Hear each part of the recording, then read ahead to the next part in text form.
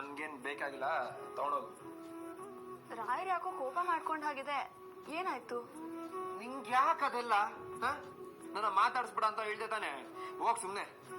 ಆಯ್ತು, ನಿಮ್ಗೆ ಇರಿಟೇಟ್ ಆಗುತ್ತೆ ಅನ್ನೋದಾದ್ರೆ ನಾನು ಮಾತಾಡಲ್ಲ. ಆದ್ರೆ ನಾನೀಗ ಒಂದ್ ಜೋಕ್ ಹೇಳ್ತೀನಿ, ನೀವು ಜೋರಾಗಿ ನಗ್ಬೇಕು, ಆಯ್ತಾ? ಒಂದ್ ಸ್ಕೂಲಲ್ಲಿ ಒಬ್ರು ಮೇಸ್ತಿದ್ರಂತೆ.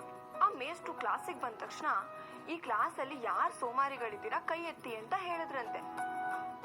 ಆಗ ಇಡೀ ಕ್ಲಾಸ್ ಅಲ್ಲಿರೋರೆಲ್ಲ ಕೈ ಎತ್ಬಿಟ್ರಂತೆ. ಆದ್ರೆ ಗುಂಡ ಮಾತ್ರ ಕೈ ಎತ್ತಲಿಲ್ವಂತೆ. ಅದಕ್ಕೆ ಮೇಸ್ಟ್ರು, ಏನೋ ಗುಂಡ ನೀನ್ ಸೋಮಾರಿ ಅಲ್ವಾ, ಓ ಅದಕ್ಕೆ ನೀನ್ ಕೈ ಎತ್ತಲಿಲ್ವಾ, ವೆರಿ ಗುಡ್ ಅಂತ ಹೇಳಿದ್ರಂತೆ. ಅದಕ್ಕೆ ಗುಂಡ, ಅಯ್ಯ ಬಿಡಿ ಸರ್, ಯಾರ್ ಕೈ ಎತ್ತಾರೆ ಅಂತ ಹೇಳ್ಬಿಡದ.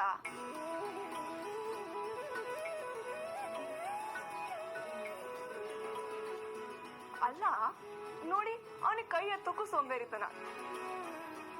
ಯಾಕೆ ನಗು ಬರ್ಲಿಲ್ವಾ? ನನ್ನ ಮಾತಾಡಿಸ್ಬಿಡ ಅಂತ ಹೇಳ್ದೆ ತಾನೆ, ಹೋಗ್ ಸುಮ್ನೆ. ಓ, ಇನ್ಕಮ್ ಟ್ಯಾಕ್ಸ್ ಅವ್ರು ಬಂದಾಗ ನಿಮ್ ಬದಲು ನಾನ್ ಮಾತಾಡ್ದೆ ಅಂತ ಸಿಟ್ಕೊಂಡ್ರಾ?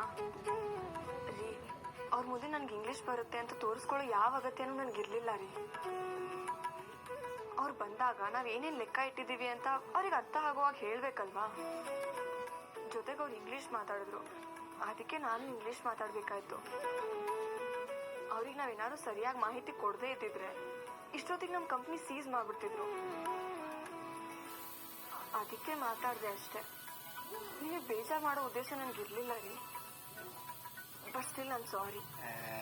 ನನಗ್ ಬೇಜಾರಿರೋದು ನಿನ್ ಮೇಲೆ ಅಲ್ವೇ, ನನ್ ಮೇಲೆ.